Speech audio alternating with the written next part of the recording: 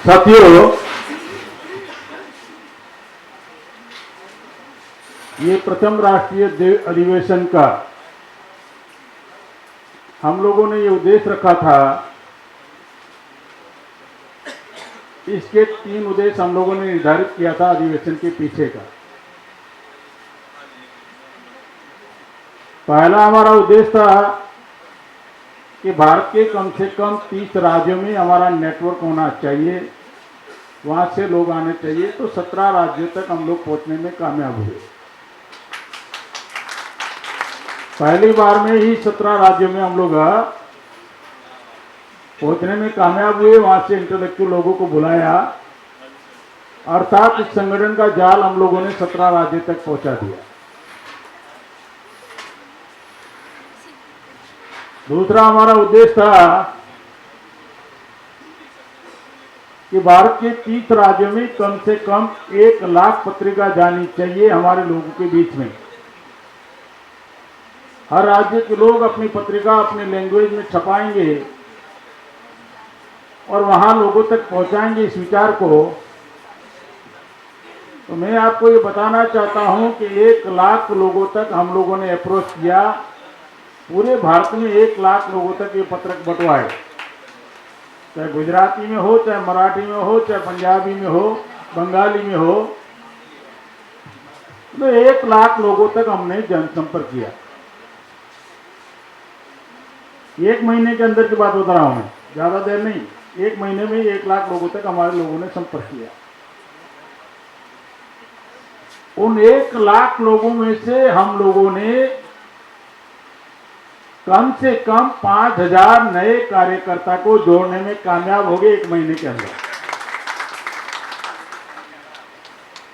हमने अधिवेशन लेने का बाद में सोचा, पहले उसका उद्देश्य निर्धारित किया। अधिवेशन तो सारे लोग लेते हैं, लेकिन उद्देश्य निर्धारित नहीं करते कि हमको करना क्या है, किस मकसद के लिए अधिवेशन लेना है। तो ये जो अधिवेशन हम लोगों ने इंटेलेक्चुअल लोगों का लिया, पढ़े लिखे लोगों को बुलाया है, क्राउड नहीं है, ये केडर है, ये क्लासिस है, मासिस नहीं है। ये पढ़े लिखे लोग हैं, उनको ही हमने निमंत्रित किया कि आप अपने समाज के बारे में कितने चिंतित हैं और कितनी जानकारी रखते हैं और कितने ईमानदार है, इसका एक टेस्ट होना चाहिए। इसलिए हम लोगों ने इंटेलेक्चुअल लोगों को बुलाया। तो मुझे खुशी इस बात की है कि ओडिशा से भी लोग आए हैं। अब ओडिशा से आने के लिए 2 दिन लगता है। बंगाल से भी लोग आए हैं, गुजरात से भी है, मध्य प्रदेश से भी है, उत्तर प्रदेश से भी है, अलग अलग राज्यों से आए। तो ये मैं आपको आश्वसित करना चाहता हूं, दिसंबर तक 30 राज्यों में हमारे संगठन का जाल बिछ जाएगा। भारत के 31 राज्य में हम लोग पहुंच जाएंगे, किसी भी हालत में और किसी भी परिस्थिति में। और यहां से जो हमारी स्ट्रेटेजी और रणनीति तय होगी, लोगों को बुलाया, लोगों से संपर्क किया, विचार विमर्श किया।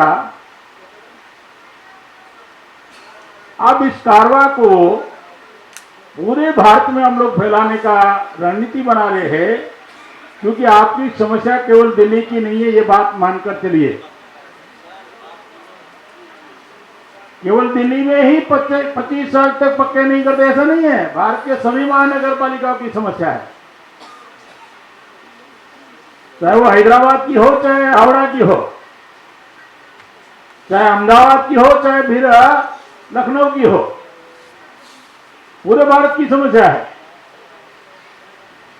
और इन समस्याओं के आधार पर निश्चित तौर पर भारत में जितने भी सफाई कर्मियों के ट्रेड यूनियन चल रहे हैं, उनका राष्ट्रव्यापी संकलन और समन्वय समिति बनाएंगे और 6 महीने के अंदर रामलीला मैदान में लाखों की भीड़ एकत्र करेंगे।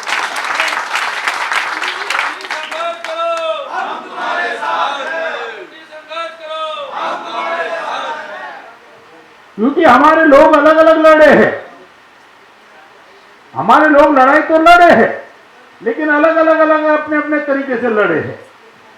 मुझे लगता है दिल्ली में ही 100 से ज्यादा यूनियन है, इसी तरह हर सिटी में है, हर राज्य में है, लेकिन कॉमन प्लेटफॉर्म नहीं है उनके लिए, राष्ट्रीय स्तर का कोई प्लेटफॉर्म नहीं है। तो हमने सोचा कि उनको राष्ट्रीय स्तर का प्लेटफॉर्म बनाकर देंगे और ये राष्ट्रीय स्तर का सम्मेलन होगा, इसको अभी कोई रोक नहीं सकता। अगर रोकने की कोशिश करेगा तो नुकसान उनको होगा। 6 महीने में लाखों की संख्या में रामलीला मैदान में इकट्ठा करेंगे और अगर इनकी समस्याओं का समाधान नहीं हुआ तो राष्ट्रीय स्तर पर झाड़ू डाउन अभियान शुरू हो जाएगा। फिर राष्ट्रव्यापी झाड़ू डाउन अभियान होगा ना, समझ में आ रहा है? झाड़ू डाउन, अगर काम बंद हो गया सफाई का तो क्या होगा? फिर किसानों का 12 महीना बंद हो गया तो चल गया, इनका अगर 12 महीना बंद हो गया तो सफाई का काम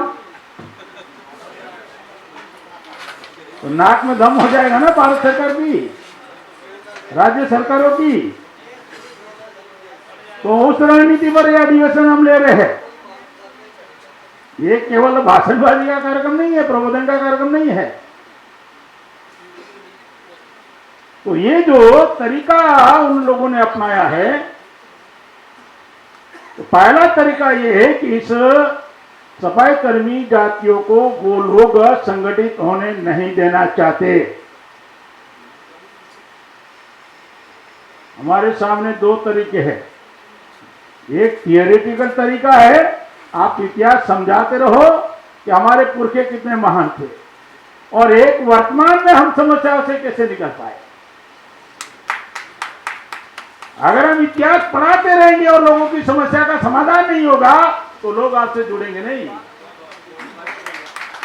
हम इतिहास पढ़ाते रहेंगे और हमारी समस्याएं बढ़ती जाएगी तो लोगों को लगता है हमारी समस्या का कोई समाधान तो हो नहीं रहा है, ये केवल भाषणबाजी करते रहते हैं।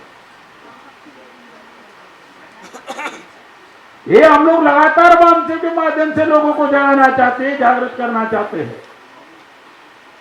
मुझे मालूम है, एक जगह मैंने जब कहा था कि हमारा समाज सोया हुआ समाज है, तो उसमें से एक अधिकारी को गुस्सा आ गया था, चौरिया जी अधिकारी को गुस्सा हुआ कि नहीं साहब, हम सोए हुए होते तो हम यहां क्यों आते, हम जागृत लोग हैं। एक अधिकारी ने कहा कि हम जागृत लोग हैं, और एक अनपढ़ आदमी ने कहा, बुजुर्ग आदमी अनपढ़ ने कहा, हम सोए हुए लोग हैं। अगर हम जागृत होते तो हमारे संवैधानिक अधिकार खत्म होते। अधिकारी कह रहा है हम जागृत है और अनपढ़ आदमी कह रहा है हम सोए हुए हैं। क्या हम जागृत होते तो हमारे अधिकार समाप्त होते क्या? तो चौथे आदमी, तीसरे आदमी ने कहा कि साहब ये तो कंफ्यूज हो गया, अब हम जागृत है या सोए हुए इसका तय कैसे करें? तो चौथे आदमी ने कहा साहब मुझे कुछ बोलना है। मैंने कहा बोलो। बोला जब हमारे स्वार्थ की बात आती है तब हम जाग जाते, वरना हम सो जाते। खुद की स्वार्थ की बात आती है तब जाग जाते हैं, खुद के परिवार की बात आती है, खुद के स्वार्थ की बात आती है, खुद के नेतागिरी की बात आती है तो जागरूक हो जाते हैं, अन्यथा हम सो जाते हैं। तो ये जो अनुभव पिछले 35-40 साल से हम करते आए हैं, तो ये बात मुझे समझ में आई कि लोगों की समस्याओं का समाधान नहीं होगा तब तक वो आपसे जुड़ेंगे नहीं। आप उसको लाख कोशिश करो जोड़ने की, तो उसके लिए इंटेलेक्चुअल लोगों की ज्यादा जिम्मेवारी है, पढ़े लिखे लोगों की ज्यादा जिम्मेवारी है, मैं ऐसा मानता हूं। जब तक पढ़ा लिखा वर्ग अपना समाज के प्रति दायित्व नहीं निभाएगा तब तक उनकी समस्याओं का समाधान होने वाला नहीं है। बाबा साहब अम्बेडकर 28 अक्टूबर 1954 में कहते हैं कि किसी जाति का, किसी मनुष्य का, किसी मनुष्य का, किसी जाति का, किसी वर्ग का अगर भविष्य निर्माण करना हो तो 3 चीजें आवश्यक है। 3 चीजें आवश्यक है। पहली चीज है उनके अंदर एजुकेशन। पहली चीज एजुकेशन है उनके अंदर। तो उन लोगों ने हजारों साल एजुकेशन से वंचित रखा, आज भी एजुकेशन से वंचित करना चाहते हैं, तरीके अलग अलग बना रहे। दूसरी चीज है उनके अंदर स्वाभिमान। अगर स्वाभिमान नहीं होगा तो आप किसी के भी पिछलगू बन जाओगे, चाहे ट्रेड यूनियन में होंगे वहां पिछलगू बन जाओगे, या पॉलिटिकल पार्टी में होंगे वहां पिछलगू बन जाओगे, अपने स्वाभिमान को गिरवी रख दोगे। और तीसरी चीज है चरित्र। अगर उस मनुष्य का, उस वर्ग का, उस समाज का अगर कोई कैरेक्टर नहीं है तो वो समाज कभी भी अपना भविष्य निर्माण नहीं कर सकता है। तो ये तथाकथित आजादी के 75 साल में हम लोगों की जो दशा और दिशा है, इसके लिए अगर कोई जिम्मेवार हो तो भारत की समाज व्यवस्था जिम्मेवार है, जो वर्ण व्यवस्था के आधार पर है, वर्ण धर्म के आधार पर है, और उसमें सबसे ऊपर ब्राह्मण है। तो इस व्यवस्था के लिए ब्राह्मण ही जिम्मेवार है। हजारों साल से उन लोगों ने हमको अधिकार वंचित रखा है, पढ़ने लिखने के अधिकार से वंचित रखा है, शस्त्र के अधिकार से वंचित रखा, संपत्ति के अधिकार से वंचित रखा। तीन चीजें छीन लो किसी से, गुलाम बनाना आसान है। तो ये जो तथाकथित आजाद भारत में संविधान निर्माण होने के बाद हमारा कुछ परिस्थिति में बदलाव आया है। पूरा अभी संविधान लागू नहीं हुआ, संविधान की सिंगल लाइन लागू नहीं हुई, सिंगल पहली लाइन लागू नहीं हुई कि हम भारत के लोग समता, स्वतंत्रता, बंधुता और न्याय पर आधारित समाज और राष्ट्र का निर्माण करेंगे। हुआ? पूरा संविधान छोड़ो, हम भारत के लोग समता, स्वतंत्रता, बंधुता और न्याय पर आधारित समाज और राष्ट्र का निर्माण करेंगे। हो गया? समानता खत्म हो गई क्या? छुआछूत खत्म हो गया क्या? सिंगल संविधान की लाइन पर अमल नहीं हुआ। पूरा संविधान तो बहुत बाकी है। 75 साल की आजादी में हमारे पढ़े लिखे लोगों को भी मालूम नहीं है। आज 13 लाख लोग सर पर मेला ढोते हैं और उसमें 98% सफाई कर्मी जाति के हैं, और उसमें भी 62% महिला, उनके घर की महिलाएं मेला ढोती है, सफाई का काम करती है। यह है 75 साल की आजादी में हमारी औकात। 13 लाख सफाई कर्मी हैं जो सर पर मेला ढोने के लिए सुप्रीम कोर्ट ने मना किया। 24 अप्रैल 2005 का जजमेंट हुआ है, उसके बावजूद भी सर पर छोड़ो, अंदर उतरना पड़ता है, अंदर उतरना पड़ता है। देखा होगा ना आपने। तो ये जो परिस्थिति जो भयानक निर्माण हो गई, तो आजाद महापुरुषों के संविधान की बदौलत हमें जो पढ़ने लिखने का अधिकार मिला था, इसमें से केवल जो पढ़ने लिखने का अधिकार मिला 75 साल में केवल 2% लोग ही, सफाई कर्मी जातियों के 2% लोग ही अपनी पुश्तैनी कार्य को छोड़कर दूसरे कार्य कर रहे हैं। केवल 2%। 75 साल में अपना जो पुश्तैनी धंधा था ना बाप दादा का, केवल 2% लोग उसमें से बाहर निकले। वो एजुकेशन की वजह से, या शहरों में आने की वजह से। कोई डॉक्टर बन गया, कोई इंजीनियर बन गया, कोई ऑफिसर बन गया, कोई अलग बिजनेस कर रहा है। 98% आज भी वहीं के वहीं है। 75 साल की आजादी के बावजूद भी, 75 साल की आजादी के बावजूद भी वहीं के वहीं हैं हम लोग। इसके लिए भारत की संविधान, भारत की वर्ण व्यवस्था जिम्मेवार है। संविधान में सारे अधिकार संविधान में हमको दिया हुआ है, हम लेने लायक है क्या? अधिकार सारे हैं संविधान में, क्या हम लेने लायक है? ताकत है हमारी अमल करवाने लायक है हम लोग?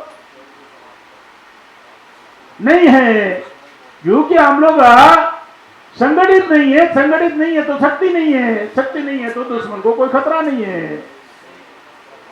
तो ये जो संविधान के बाद जो एजुकेशन की वजह से जो समाज में 3 प्रकार के लोग पैदा हुए हमारे समाज में, पर्टिकुलर सफाई कर्मी जातियों की बात कर रहा हूं, 3 प्रकार के लोग पैदा हुए। एक पढ़ा लिखा वर्ग पैदा हुआ, प्रशासन में गया तो वहां ट्रेड यूनियन में उलझ गया। उसका मकसद ही ट्रेड यूनियन करा, अपनी समस्या को सुलझाने। दूसरा पढ़ा लिखा वर्ग पैदा हुआ तो राजनीति में गया, वहां भी पिछलगू बन गया, यहां भी पिछलगू, वहां भी पिछलगू। सत्ता के 3 हिस्से है। एक सत्ता का नियंत्रक, जो सत्ता पर जिनका नियंत्रण है, सत्ता पर जिनका नियंत्रण है। दूसरा सत्ता के भागीदार, सत्ता के अंदर आपकी हिस्सेदारी है, कंडीशन लगा सकते हैं आप। और तीसरा सत्ता के पायदान। पायदान समझ रहे हो? घर में जो आप जाते हो, प्रवेश करते हो ना, तो पैर पूछते हैं ना, जो इसको क्या बोलते हैं आप इधर? पैर पोस्ट नहीं बोलते, कहीं पायदान बोलते हैं। तो वो घर का ही हिस्सा रहता है, लेकिन उसकी लेवल कितनी है, उसकी औकात, कि उसके ऊपर पैर पहुंचकर लोग आगे निकलते हैं। तो हमारे एमएलए एमपी की औकात कितनी है? पायदान से ज्यादा नहीं है। वो सत्ता के नियंत्रक नहीं है, वो सत्ता में हिस्सेदार भी नहीं है, वो उनके रहमो कर्मों पर है। टिकट दिया, चुनाव जीत गया तो ठीक है, नहीं जीता तो ठीक है। इधर ट्रेड यूनियन में भी वही है, ट्रेड यूनियन में भी वही है हालत है। कभी इनटू के पीछे, कभी I2 के पीछे, कभी C2 के पीछे। और वो सारी की सारी किनकी पार्टियां हैं? उन पार्टियां जिन लोगों ने आपका इस्तेमाल किया, आपके बाप दादाओं का इस्तेमाल किया, उनकी यूनियन आपकी समस्याओं का समाधान करेगी क्या? जिनके बाप दादाओं ने आपके बाप दादाओं का इस्तेमाल किया, जिन पार्टियों ने आपके बाप दादाओं का इस्तेमाल किया, वो लोग आपकी समस्या का समाधान करने वाले हैं? बिल्कुल करने वाले नहीं है। भारत में बहुत बड़ी क्रांति हो सकती है, मेरा ऐसा मानना है। भारत में बहुत बड़ा चमत्कार हो सकता है, क्रांति हो सकती है, और जल्दी परिवर्तन हो सकता है। केवल परिवर्तन नहीं हो पा रहा है तो हमारे नेताओं की नालायकी की वजह से नहीं हो रहा है। जो परिवर्तन नहीं हो रहा है, हमारे नेताओं की नालायकी की वजह से नहीं हो रहा है।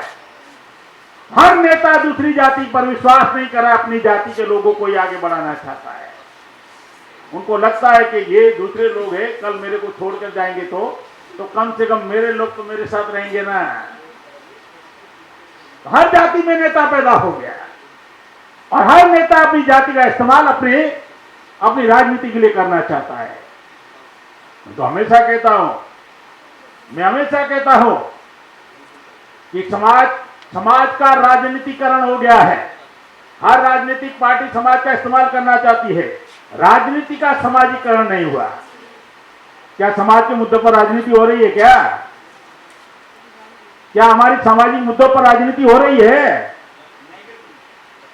राजनीति का इस्तेमाल, समाज का इस्तेमाल हो रहा है राजनीति के लिए, लेकिन राजनीति का इस्तेमाल समाज के लिए नहीं हो रहा है। तो इसलिए हर नेता समाज का इस्तेमाल करना चाहता है। तो ये नेताओं की नालायकी की वजह से परेशानी बढ़ी गई है। हमारे समाज की जो समस्या बड़ी है ना, इसके लिए कोई जिम्मेवार है तो मैं मानता हूं, इंटेलेक्चुअल लोग, दुश्मन तो है ही है।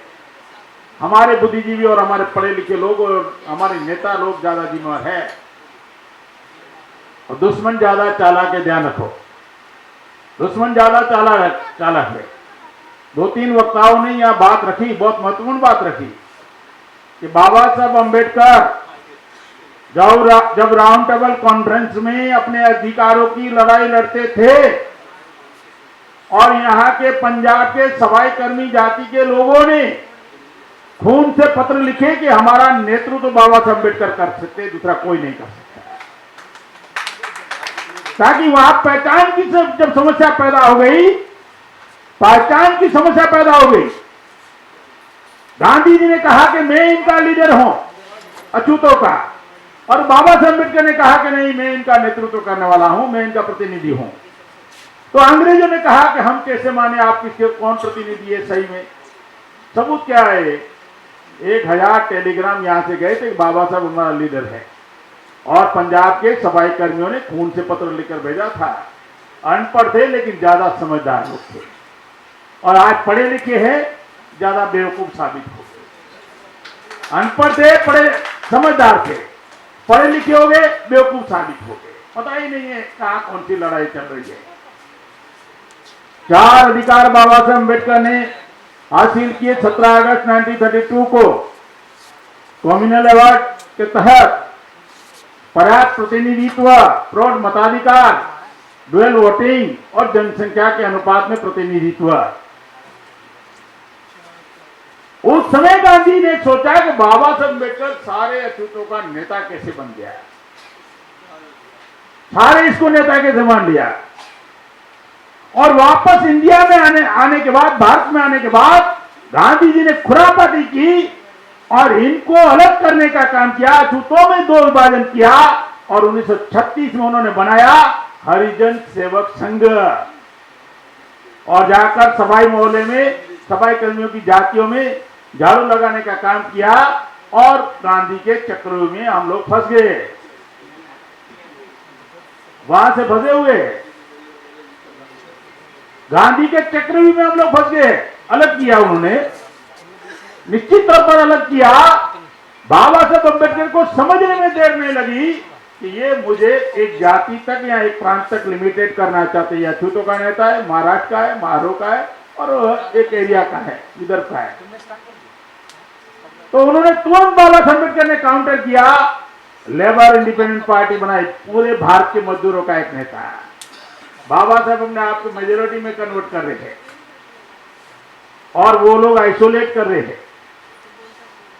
पूरे भारत का नेता बाबा साहब ने सोचा, सारे मजदूरों का नेता, लेबर इंडिपेंडेंट पार्टी, और गांधी जी ने तुरंत काउंटर किया, और भारत में ट्रेड यूनियन का अभियान शुरू हो गया।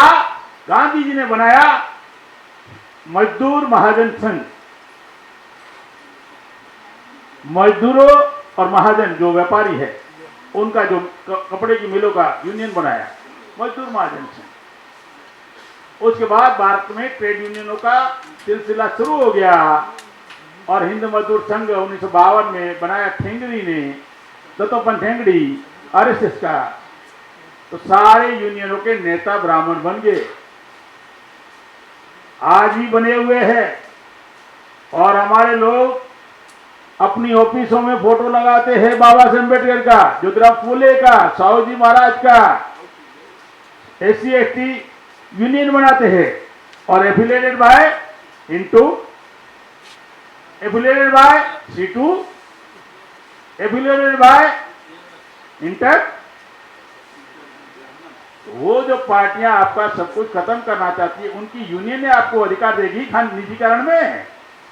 उनकी सरकारें खत्म कर रही है, और उनकी बनाई हुई यूनियन से हम लोग अपेक्षा करते हैं कि ये हमारी लड़ाई लड़े। जिनकी सरकारें खत्म कर रही है, उन पार्टियों की यूनियनों से हम अपेक्षा करते हैं कि वो अपनी सरकारों की नीतियों के विरोध में हमारी लड़ाई वो यूनियन में लड़े। संभव है? संभव है? वो तो एजेंट पैदा करेगी भाई, वो तो एजेंट पैदा करेंगे। तो ये जो समस्याएं निर्माण हो गई है, इसको समझना जरूरी है, अन्यथा आप समस्या का समाधान नहीं कर पाओगे। हमारी प्रॉब्लम क्या है मालूम है? हमें प्रॉब्लम का रूट कॉज मालूम नहीं है, हम प्रॉब्लम सोल्व करना चाहते हैं, ये हमारी प्रॉब्लम है। हमारे लोगों का दायरा कितना है मालूम है?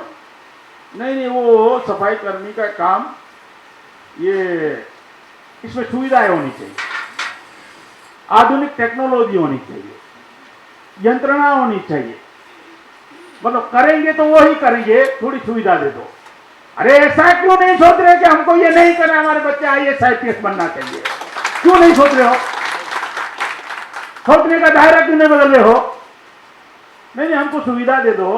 तो गांधी जी ने भी भाई कमर आपकी टूट जाती है तो लकड़ी लगा कर दे दिया, करते रहो जिंदगी भर। कितना दयालु व्यक्ति है, देखो अपना ध्यान रख रहा है, हा? यही तो हुआ। अभी नारा दे दिया, कौन सा? सर्वोदय, सबका उदय हो। सारा समझ में नहीं आ रहा है, जो शोषण कर रहा है उसका उदय हो। शोषण कर रहा है उसका तो उदय होगा, जिसका शोषण हो रहा है उसका उदय कैसे होगा? शोषण कर रहा है उसका उदय होगा, जिसका शोषण हो रहा है उसका उदय कैसे हो संभव है? लेकिन सुनने में दोनों को अच्छा लग रहा है, सर्वोदय, सबका उदय होना चाहिए। तो ये जो परिस्थितियां निर्माण हुई है, इसमें सातिर लोगों ने जो हजारों साल से हमको गुलाम बनाया है, उन लोगों ने भारतीय लोकतंत्र को खत्म कर दिया। याद रखो, लोकतंत्र की बलि चढ़ा दी गई है, भारतीय लोकतंत्र की बलि चढ़ा दी गई है। दुनिया में किसी भी देश में रूलिंग पार्टी और अपोजिट पार्टी एक ही नहीं हो सकती, एक जाति के लोगों की। रूलिंग पार्टी और अपोजिट पार्टी दोनों की नीति एक है और मीडिया उसमें शामिल है, और इसका नाम है राष्ट्रवाद। उसको देते हैं राष्ट्रवाद। रूलिंग पार्टी का एजेंडा वो और अपोजिट पार्टी का भी एजेंडा हो गई। कांग्रेस सम्राट अशोक का नोट से सारा, सम्राट अशोक का जो चित्र था, सिंह था, वो हटाने का कांग्रेस ने किया, बीजेपी ने किया, गांधी को लाया। अब केजरीवाल कह रहा है कि नहीं, वो धार्मिक प्रतीक होना चाहिए। मतलब हमारे प्रतीक हटाने में कांग्रेस शामिल, बीजेपी शामिल, केजरीवाल शामिल, सारे लोग शामिल, और हम लोग खुश हो रहे। हमारी सभ्यता, हमारी संस्कृति खत्म हो रही है, हमारी सभ्यताएं खत्म हो रही है, हमारा इतिहास खत्म हो रहा है, और हम खुश हो रहे। तो उन लोगों ने ये तरीका क्यों बनाया? बहुत अजीब तरीके का सवाल है। 26 जनवरी 1950 को बाबा साहब अम्बेडकर जब संविधान सुपुर्द कर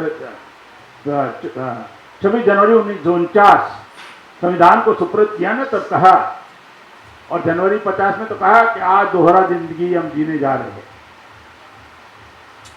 आज दोहरी जिंदगी जीने जा रहे हैं कि राजनीति में समानता होगी, लेकिन आर्थिक और सामाजिक रूप से असमानता अगर बरकरार रही तो भारत का लोकतंत्र खत्म हो जाएगा। भारत का लोकतंत्र ही खत्म हो जाएगा। क्यों? अगर सामाजिक और आर्थिक स्थिति आपकी बदली तो आपका एजुकेशन का स्तर बदलेगा। अगर आर्थिकता बदली तो एजुकेशन का स्तर बदलेगा, और एजुकेशन का स्तर बदलेगा तो आप अपना विवेक बुद्धि से जजमेंट बनाओगे सही और गलत का। तो आप अपने वोट को बेचोगे नहीं। 1 vote 1 value, 1 man 1 vote 1 value का है आज, कहां पर है?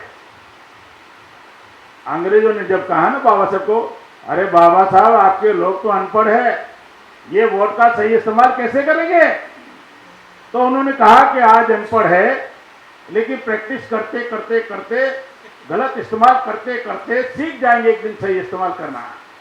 बहुत 75 साल में हम नहीं सीख पाए, हमारे वोट का वैल्यू सही इस्तेमाल करना भी हम नहीं सीख पाए। बाबा साहब ने सोचा तो सीख जाएंगे कि ये गलतियां करते करते करते सीख जाएंगे, लेकिन 75 साल हो गया हम नहीं सीख पाए वोट का सही इस्तेमाल करना भी। तो उन लोगों ने सारा समाप्त करके रख दिया है, पूरा का पूरा समाप्त कर दिया। जो समस्याएं गुलाम भारत में नहीं थी, आजाद भारत में समस्या निर्माण हो गई। याद रखो, गुलाम भारत में नक्सलवाद नहीं था, गुलाम भारत में आतंकवाद नहीं था, गुलाम भारत में भुखमरी नहीं थी, गुलाम भारत में महिला पर सामूहिक बलात्कार नहीं होते थे, गुलाम भारत में किसान आत्महत्या नहीं करते थे। गुलाम भारत में जमीनें जबरदस्ती नहीं छीनी जाती थी। अब क्या हो गया? अब जबरदस्ती आपको एजुकेशन का अधिकार मिला, खत्म हो गया। 1813 में अंग्रेजों ने अधिकार दिया लॉर्ड मैकाले एजुकेशन सिस्टम के तहत। अगर नहीं मिला होता तो ज्योतिराव फुले नहीं पढ़ पाते। बाबा साहब अम्बेडकर सेकंड पीढ़ी के थे, हमारा नंबर भी नहीं आता था एजुकेशन में, हमारा नंबर भी नहीं आता था। अब क्या हो गया? अब एजुकेशन सिस्टम खत्म हो रही है। 8वीं से 10वीं तक के, 8वीं से 9वीं तक के बच्चों का प्राइमरी एजुकेशन में परीक्षा लेना है, पास कर देने का, अपने आप 9th में आने के बाद ड्रॉप आउट, 10th में आने के बाद। और हमारे लोग कहते हैं कि चल बेटा तेरे नसीब में नहीं है पढ़ाई लिखाई, तू काम पे लग जा। वैसे तो तीसरी चौथी कक्षा में हमारे माँ बाप झाड़ू पकड़ा देते हैं हम लोगों को, चल। आज डॉक्टर इंजीनियर बनाना हो 50 लाख रुपया चाहिए, 50 लाख, और ये कम होने वाला नहीं है, बढ़ने वाला है। तो आप अंदाज कर सकते हो कि, आप ये अंदाज कर सकते हो कि आने वाले समय में हमारे समाज में कितने डॉक्टर इंजीनियर बनेंगे। हमारे समाज के अंदर डॉक्टर इंजीनियर कितना परसेंटेज बनेंगे? अरे आज अगर रेशियो निकालोगे ना, आज सफाई कर्मी जातियों में, जिसको आप वाल्मीकि जाति कहते हैं, मेहतर जाति कहते हैं, अलग अलग नाम है, 29 जातियां हैं।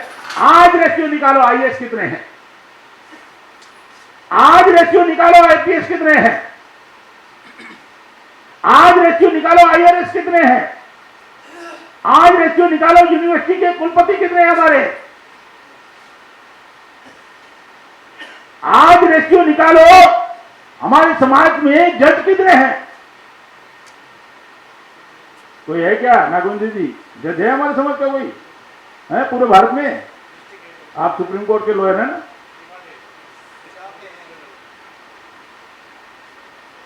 जीवन के किसी क्षेत्र में हमारा 4 पिलर है। पार्लियामेंट में हमारी क्या औकात है? सारे अधिकार समाप्त हो रहा है, हमारे लोग बोलती बंद है। विधायिका में हमारे लोगों की क्या औकात है? शासन प्रशासन में। कार्यपालिका में क्या है हमारा? न्यायपालिका में क्या है हमारा? कार्यपालिका में हमारा हिस्सा कहां है? न्यायपालिका में हमारा हिस्सा कहां है? विधायिका में हमारा हिस्सा कहां है? और मीडिया में हमारा हिस्सा कहां है? कुछ है क्या? कुछ कोई चैनल है? अरे ओबीसी की नहीं है भाई, 52% ओबीसी चिल्ला रहा है, हमारी गिनती करो। शेड्यूल कास्ट की दूसरी जातियां हैं ना जो अपने आप को डेवलप कर रही है ना, उनकी औकात भी उसी लेवल में है। कोई चैनल है, कोई राष्ट्रीय स्तर का हमारे पास? 2 पेज का अखबार है, 2 पेज का अखबार, राष्ट्रीय स्तर पर 2 पेज का अखबार है अपने समाज के पास। कोई टाटा बिरला को छोड़ो, राज्य स्तर पर कोई उद्योगपति के कंपेयर में है हमारा कोई उद्योगपति व्यापारी? 4 पिलर में तो हम कहीं नहीं है। भारत की डेमोक्रेसी में हम है कहां?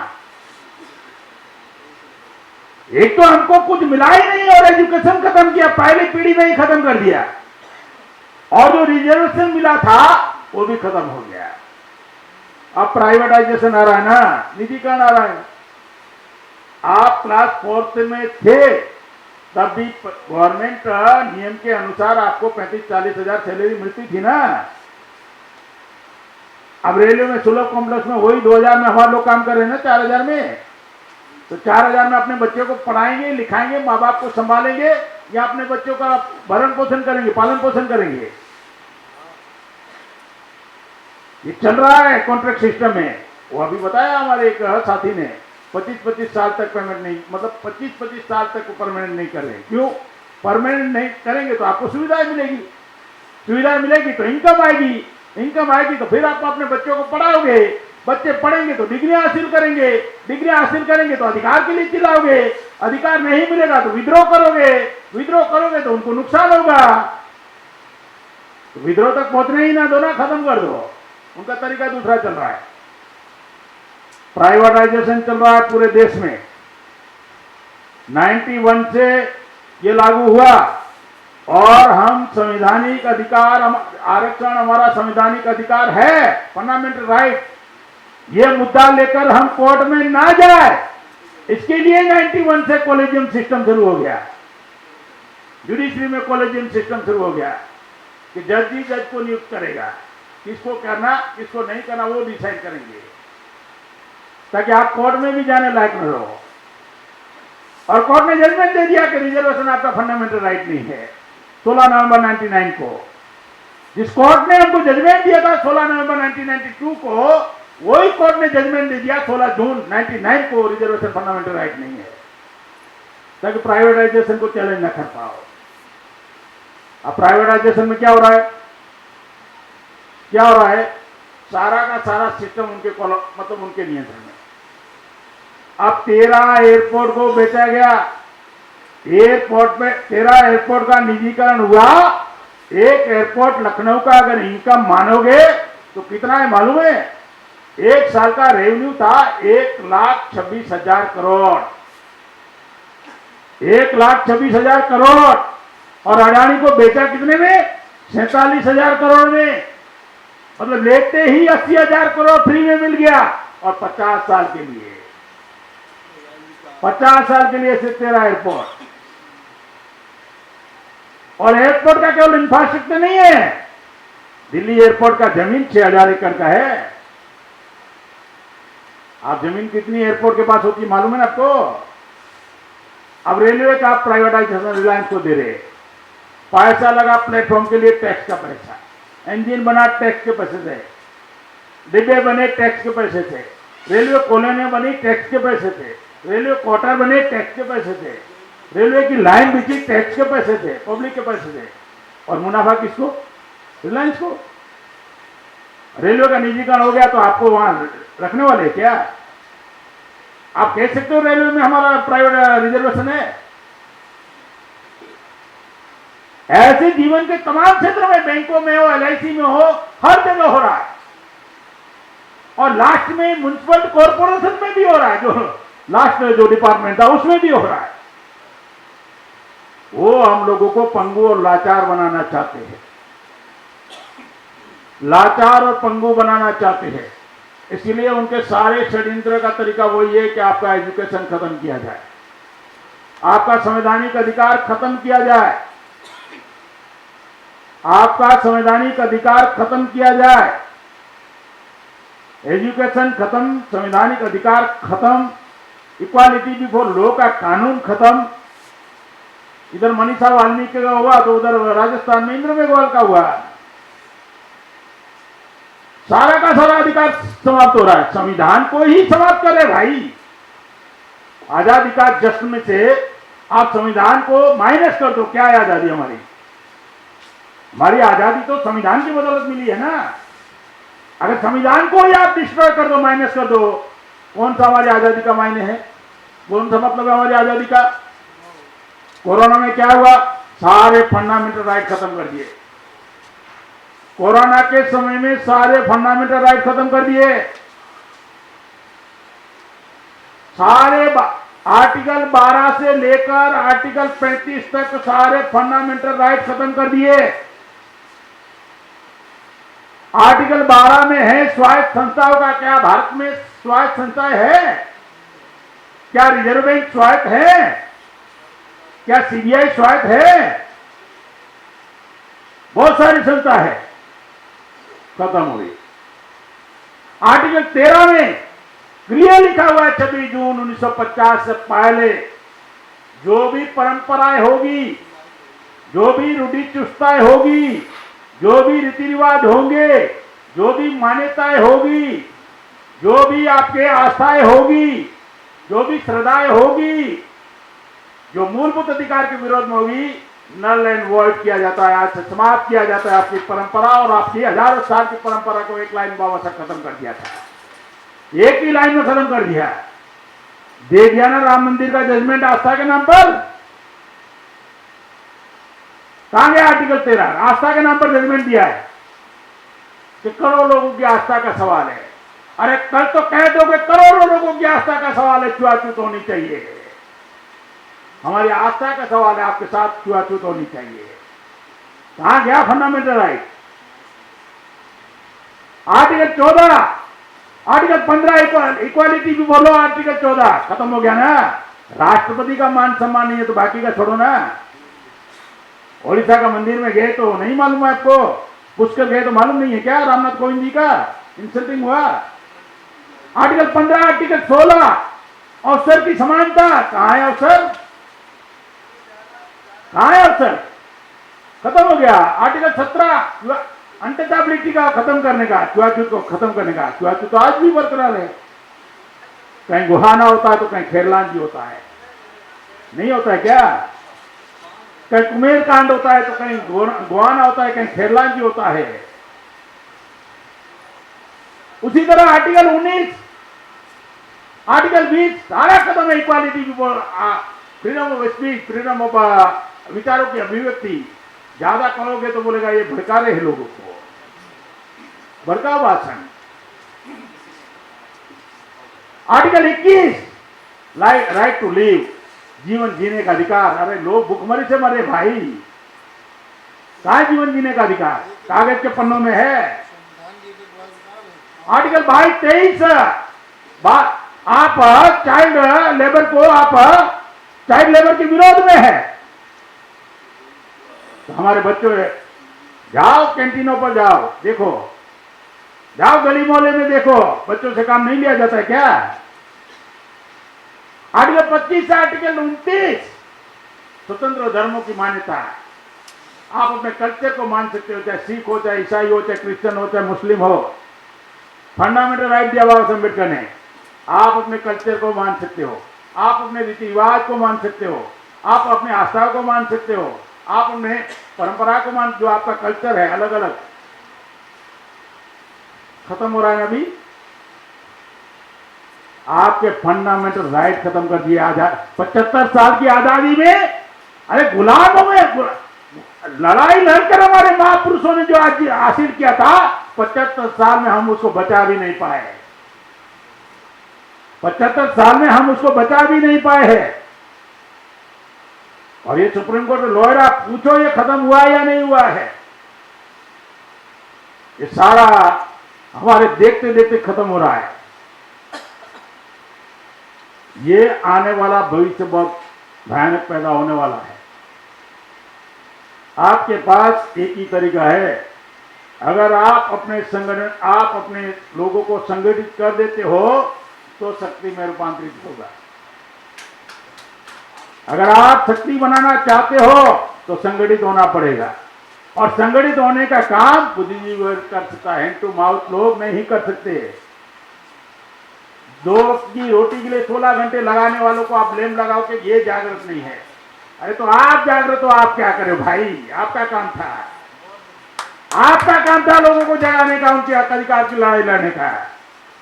जब पढ़े लिखे लोगों ने रोल प्ले नहीं किया, इसी वजह से हमारी समस्या हो गई है। ये भयानक परिणाम आने वाला है। इस समाज में मनुस्मृति तो लागू हो चुकी है, मैं बता रहा हूं, ये सारे खत्म हो गए हैं। तो इसमें से निकलने का एक तरीका ये है, तरीका ये है कि पिछले कंटिन्यू 49 साल से बांसेप ये कड़ी मेहनत कर रहा है।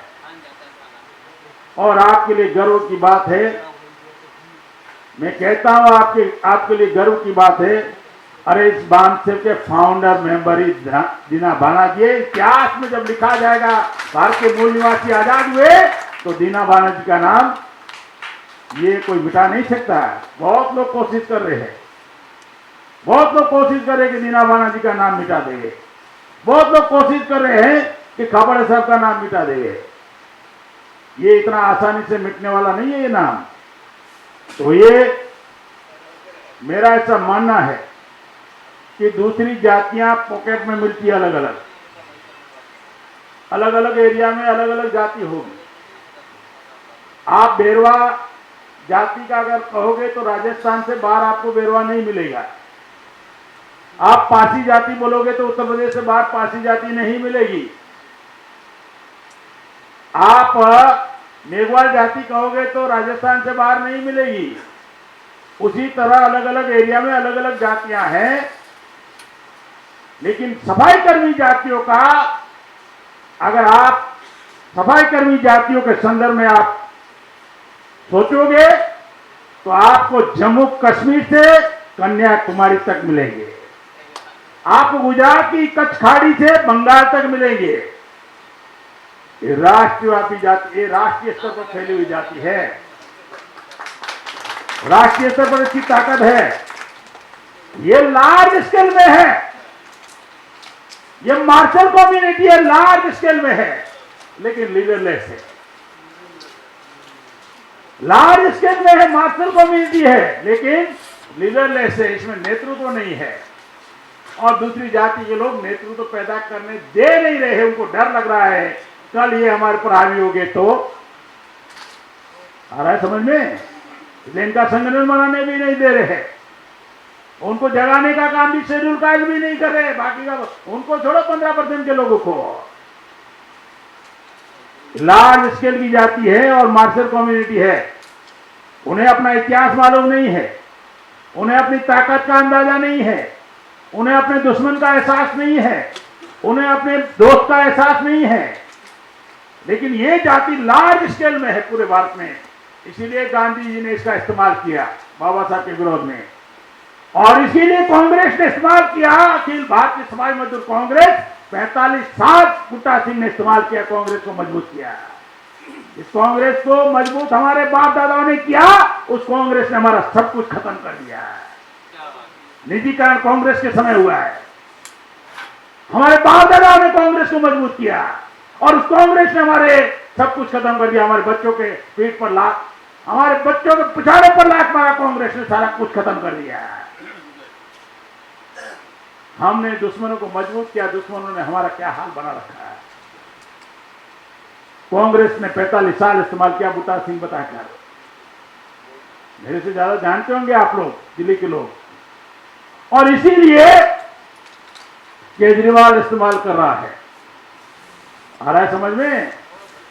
इसीलिए निशान थमा दिया हम लोगों ने, ये तो हमारा रोजी रोटी का साधन है, इसके साथ नमक हरामी नहीं करना चाहिए। केजरीवाल इस्तेमाल कर रहा है इस जाति का पूरे भारत में। अगर आप अभी भी जागृत नहीं हुए, अभी भी संगठित नहीं हुए, ये संगठित करने का प्रयास है, मैंने तय किया है, मैंने ये तय किया मेरी बाकी की जिंदगी का जितना समय है इस जाति का संगठन बनाना। बिहार के पटना में होगा या समस्तीपुर में होगा, ओडिशा में होगा। भुवनेश्वर से आए ना हमारे साथी, कहां गए? नायक जी कहां गए?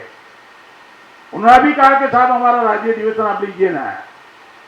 बंगाल के कलकत्ता में होगा, मध्य प्रदेश में भोपाल में होगा, 10 राज्यों में राज्य अधिवेशन होगा सफाई कर्मी जातियों का। नवंबर में ही 10 राज्यों में राज्य अधिवेशन होगा। देखते हैं कौन कैसे रोकता है इसको, हम भी देखते हैं ना भी, कैसे नेतृत्व नहीं होता हम देखते। 3-4 महीने में 3-4 महीने में लीडरशिप पैदा हुआ। लोग आरोप प्रत्यारोप लगते, दीना भाना जी की जाति के लोग समझते नहीं है। इधर दीना भाना जी महापुरुष बन गए, लेकिन इनके जाति के लोग कहां जागृत है? अरे तो कभी जागृत करने की कोशिश की, कभी उनके बीच में गए, फिर आरोप लगाते हुए दुश्मनों का हथियार बना हुआ है। तो आप उनको जगाने गए कभी? क्योंकि आपको तो डर लग रहा है कि संख्या में ज्यादा है, आपको डर लग रहा है, आपको अपने भाइयों से डर लग रहा है, आपको हमारे लोगों को 52% से डर लग रहा है। दलित का लेबल लगाकर घूमते हैं। मैं कह रहा हूं आरएसएस के लोगों को, ब्राह्मणवादी लोगों को, मनुवादी लोगों को 52.5% ओबीसी का प्रधानमंत्री बना देते हैं, राष्ट्रपति बना देते हैं, उनको डर नहीं लग रहा है। आप 85 की बात करने वालों को डर क्यों लग रहा है? या तो आपकी विचारधारा में फॉल्ट है या आपकी नीयत में फॉल्ट है। या आपकी विचारधारा गलत है या आपकी मानसिकता गलत है, लोगों को तैयार करना नहीं चाहते हो।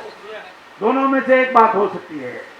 विचारधारा हमारे महापुरुषों की गलत नहीं हो सकती, हमारे नेताओं की मानसिकता गलत है, और इसी वजह से जागृति नहीं फैला रही इस वर्ग में।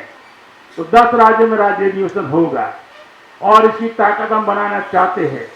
और भारत में जितने भी सफाई कर्मी के ट्रेड यूनियन है, जैसे यहाँ चावड़िया जी संभाल रहे हैं, पूरे दिल्ली की सफाई यूनियन के चेयरमैन है और उनके नियंत्रण में ऐसे हर राज्य में लोग संपर्क में है और पूरे भारत में देखते देखते हजारों ट्रेड यूनियन बांधसेप के तहत आपके साथियों के लिए खड़ी हो जाएगी। ये कारवा कैसे बड़ा नहीं होगा हम भी देखते हैं ये कारवा बड़ा कैसे नहीं हो सकता है, बढ़ाकर दिखाएंगे। तो ये लड़ाई लड़ना है, ये आपकी आने वाली जनरेशन की लड़ाई है। आप ताकत बनाओगे रामलीला मैदान में तो आपकी बहुत सारी समस्या दुश्मन चलाकर खत्म कर देगा। आपको ये देते इधर आ जाओ उधर मत जाओ। तो आपकी आजादी की लड़ाई है, आपकी पीढ़ियों की लड़ाई है, आपकी जनरेशन की लड़ाई है। दुश्मन हमें गुलाम बनाने के लिए अपनी जिंदगी तक दांव पे लगा देता है, याद रखो। जो आरएसएस के लोग हमारा इस्तेमाल कर रहे हैं, अभी भागवत का स्टेटमेंट उन्होंने बताया। तो आरएसएस के लोग हेडगेवार 1900 उस समय का डॉक्टर 1925 का जिंदगी लगा दी। 1925 का डॉक्टर और वो जानवरों का डॉक्टर, और वो फेल हो गया जब तो सुसाइड करने निकला तो उसके बाद में कहा मैं मना नहीं कर रहा हूं सुसाइड करने का, तेरे को मरना है मर सकते हो, लेकिन मेरा ऐसा कहना है अगर मरना भी है तो समाज के लिए मरो। तो उन्होंने अपनी जिंदगी लगा दी। गुरु गोलवलकर 1928 का एमएससी, रजू भैया 1935 का BSc, Kushabhau Thackeray BSc, Ashok singer 73 का मेटालिक इंजीनियर। गधे लोग है क्या? सारे बेवकूफ लोग है, हायर एजुकेटेड लोग है, पढ़े लिखे लोग है। उन्होंने अपने हिंदुत्व की व्यवस्था बचाने के लिए जिंदगी और दांव पर लगा दी। हिंदुत्व का आधार स्तंभ कौन सा है? वर्ण व्यवस्था। वर्ण व्यवस्था में हमारा स्थान क्या है? सबसे नीचे। चमार का, धोबी का, नाई का, कुम्हार का, बंगी का, मतलब गुलामी का, मतलब गुलाम। बाबा साहब कहते दुनिया में जो अधिकार वंचित होते वो गुलाम होते। भारत में इनको कोई अधिकार नहीं था, ये गुलाम है। गुलाम को गुलामी का एहसास कराओ, विद्रोह करेंगे। तो ये हमको गुलाम बनाए रखने के लिए अपनी जवानी और जिंदगी दांव पे लगा देते हैं। और हम चाहते आजादी मिले, हम चाहते सत्ता मिले, हम चाहते पावर मिले, हम चाहते हैं स्वाभिमान मिले, हम चाहते मान सम्मान मिले, हम चाहते आरक्षण मिले, हम चाहते हैं नौकरियां पक्की हो जाए, हम सब कुछ चाहते हैं, लेकिन मुफ्त में। संभव है? सब कुछ चाहते हैं लेकिन मुफ्त में। मुफ्त में कुछ नहीं मिलता, गुलामी मिलती है, आजादी कीमत वसूल करती है। सुभाष चंद्र बोस ने कहा तुम मुझे खून दो मैं तुम्हें आजादी दूंगा। बाबा साहब ने ऐसी कोई शर्त रखी थी क्या तुम्हारे सामने? कि तुम मुझे खून दो मैं तुम्हें आजादी दूंगा, ऐसा बाबा साहब ने शर्त रखा था क्या? लेकिन अपेक्षा जरूर रखी थी कि ये पढ़ा लिखा वर्ग अपने समाज का दायित्व निभाएगा। क्या हम हमारे समाज का दायित्व निभा रहे ईमानदारी से? हमारा दुश्मन ईमानदारी से हमारा सब कुछ खत्म कर रहा है और हम ईमानदारी से अपने समाज का दायित्व नहीं निभा रहे, तो आधा काम तो दुश्मनों का हम ही कर रहे हैं। तो मेरा ऐसा मानना है इस अधिवेशन का जो मकसद था अधिवेशन लेने का, यह अधिवेशन लेने का मकसद 17 राज्य तक पहुंच चुके हैं, 31 राज्य तक दिसंबर तक पहुंचेंगे। और जैसे चावरिया जी ने कहा निश्चित तौर पर पूरे भारत में ताकत बनाते हैं और 6 महीने के अंदर रामलीला मैदान में भीड़ इकट्ठा करेंगे, लाखों की भीड़ इकट्ठा करेंगे। आप 6 महीने में चुनौतीपूर्ण हम कह रहे हो, क्योंकि ये समस्या पूरे भारत की है, सारे महानगर पालिका की है, 100 महानगर पालिका है, वहां तक हमारा नेटवर्क है। 228 बॉम्बे की महानगर पालिका में हम फैला रहे नेटवर्क। उसी तरह दिल्ली में कितने वार्ड है? 272 वार्ड है। पूरे भारत में वार्ड वाइज हम फैला रहे, हमारे लोग हैं। हर वार्ड में सुपरवाइजर कौन है? हमारा ही तो आदमी है।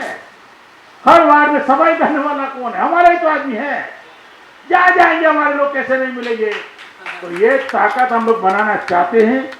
अगर ये ताकत हम बनाने में कामयाब हो गए तो दीना बानर्जी का सपना साकार होगा, माननीय कांचीराम साहब का सपना साकार होगा और माननीय डीके खापड़े साहब का भी सपना साकार होगा। इस मौके पर मैं इतनी ही बात करना चाहता हूं। आपने मेरी बात ध्यान से सुना, मैं आपका आभारी हूं। धन्यवाद। जय मुनवासी। नेशनल दस्तक की आपसे गुजारिश है कि अगर इसको बचाना चाहते हैं तो नेशनल दस्तक को सब्सक्राइब करने के लिए रेड कलर के सब्सक्राइब बटन को दबाएं, फिर बेल आइकन की घंटी दबाएं। नेशनल दस्तक को बचाने के लिए बहुत ज़रूरी है कि हर खबर को शेयर करें, लाइक करें, कमेंट जरूर करें।